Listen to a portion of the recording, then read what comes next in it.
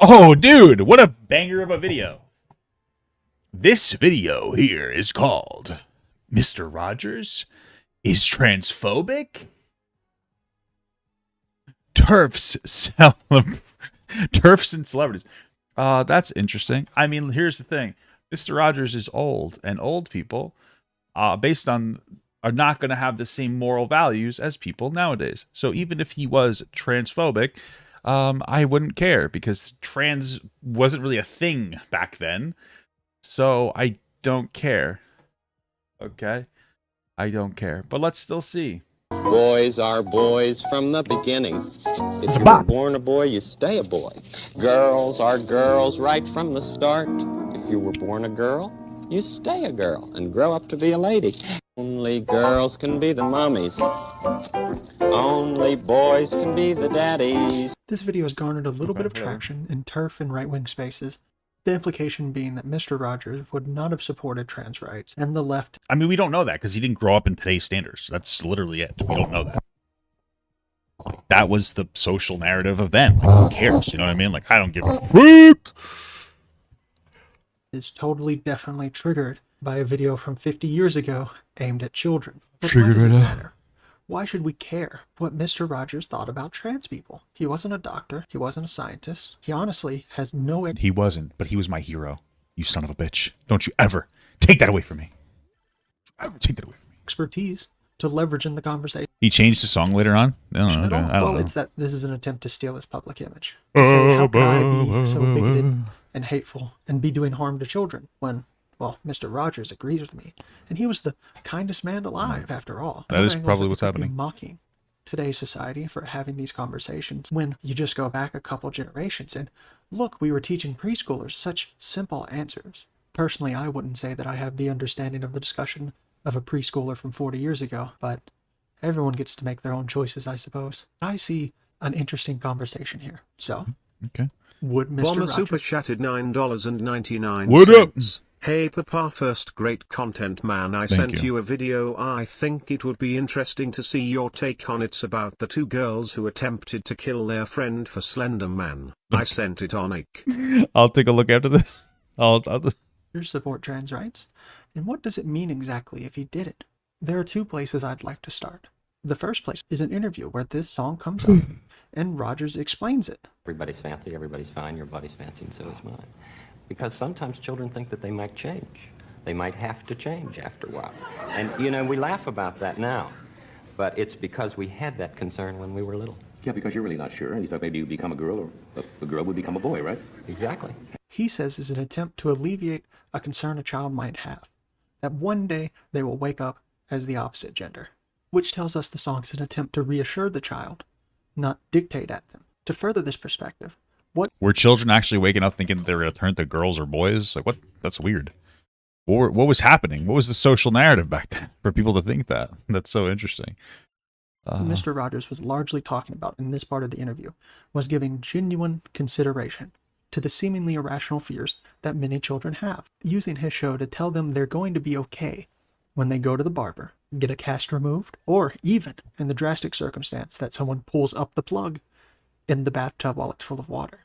The second thing I'd like to acknowledge is that the song did change, for whatever reason, and the only explanation I've seen is that it happened to be more gender inclusive. Mr. Rogers felt he needed to change the ending, removing the word only. So it may not be the best idea to infer a lot about his beliefs from it. But if we look at the show and a little bit at Mr. Rogers outside of it, he has a history of challenging gendered norms. Lady Elaine Fairchild showed little girls that they could be astronauts. 6 years before NASA even allowed women to attempt to fill the role, they bucked a long-held tradition by not having Sarah Saturday agree to obey her husband when she married King Friday. Zooming out just a little bit, the entire show itself would not be considered in gendered norms. It is not considered masculine to dedicate your life to educating and caring for children. It was actually long speculated that he was gay to explain his calm, compassionate demeanor and his interest in childhood development. Mr. Rogers was also... Really? That's interesting.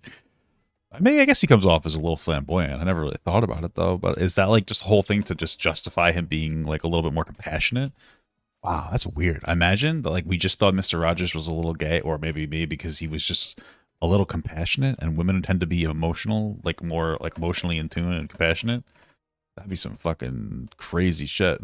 Also lifelong friends with many openly Don't worry, brother. You just went a little too far. Okay, my man. gay people. Clemens, who dresses atypically and referred to his previous relationships with his students as both motherly and fatherly. You talk very poignantly in the That's weird. That seems like a little bit of a shouldn't be in that close with students, but hey, what do I know? book about your very strong drive to be a mother, and specifically a mother, that's what it feels like to you. That's what it's always felt like, a mothering instinct, and that you wanted to be a mother. Do you think of yourself as a daddy or a mother to these cosmic children? You know, there are times when it's convenient to be the mother, and there are times when it's convenient to be the daddy. I switch roles because when I'm a little strict.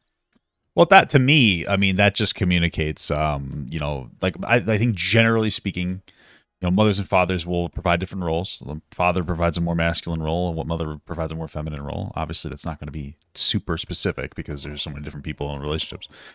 But like I usually describe, like a father as somebody who like teaches somebody to be like generally like stand up for themselves, be a little more strong, and break somebody down in a positive way, like in the way that like, you know, break down your muscles, show you the reality of the world. And a mother exists to kind of nurture you and build you back up, like a muscle recovers from a workout, and nature you and really build your confidence up. And you need both of those things together to like have an actual productive human being, you know, because without one, without the other, you know, I think too much, you know, not having like a father figure will create too much like, you know, too much dependency, and not having enough of a mother is going to create like too much hardness, and you're not going to be like a balanced human being. I'm daddy in a certain way.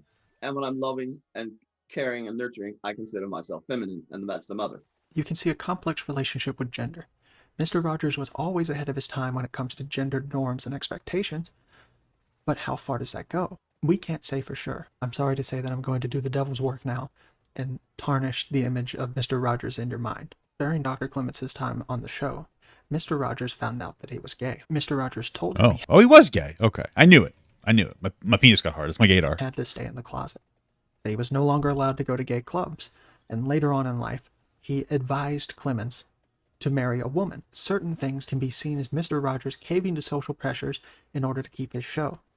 Maybe Dr. that's what Clemens it was then. seems to think so himself. This makes sense for things like him not being able to wear earrings while filming or dress gender atypically on set, but advising Clemens to marry a woman and telling him he can't go to gay clubs anymore, it's a little harder to explain. The whole interracial pool thing also. Well, it probably would have, like hurt his image on TV, considering everybody was like super homophobic and shit back then. It makes it questionable on why is he caving to certain social pressures but not others. Make you think that some personal beliefs are clouding judgment as well. In all likelihood, at least for a time, Mr. Rogers believed that being gay was a lifestyle someone could choose to live. Whether or not he considered one lifestyle to be preferable to the other, which maybe, all things considered, doesn't really matter. The belief in itself is problematic. This is not an attempt to cancel Mr. Rogers for having antiquated beliefs about gay people in the 60s. It's just a reflection that nobody is perfect. Everyone is subject to the society they grew up in. True, yeah. You should not deify celebrities. You should admire their peaks and acknowledge their valleys. If you are trying to keep the spirit of Mr. Rogers alive, using him as a weapon against trans children is a bad way of doing it. Mr. Rogers said several times on his show that he believed children are much smarter than what they're given credit for. Yeah, it's like the same thing as like like if you grew up in Nazi Germany and you were like, I think that they started recruiting like 14-year-old boys. So let's say you're like a 14-year-old boy, and they're like, "Will you help us kill Jews?" You would say yes, of course you would, because you went through like that time period. You would be completely held to those social standards, and like you wouldn't be the good guy you think you would be. You would end up being part of the problem. And, you know, there's a lot of nuance there. I don't think a lot of the soldiers wanted to hurt Jewish people, but the entire system was created. And, like, you know, that's what happened because of social pressures. Like, it's reality. And you're like, no, I wouldn't do that. Like, oh, I wouldn't own slaves. Yeah, you probably would. Like, if you grew up during slave times in, like, fucking America, you'd probably own slaves. Like, it's unfortunate. But that's, like, what society teaches you, that these things are okay.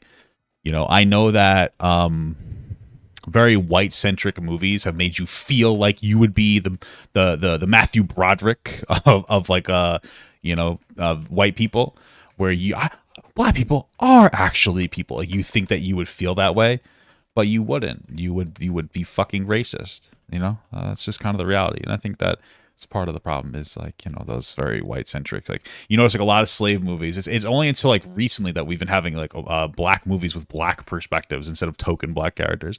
But you have movies about slavery, and who is the main character? It's a white guy. It's the white guy who does the bare minimum by today's societal standards of like black people are equal. That is the essential focus. You know what I mean? I'll just say it. And that you should address their concerns directly, seriously, and with compassion.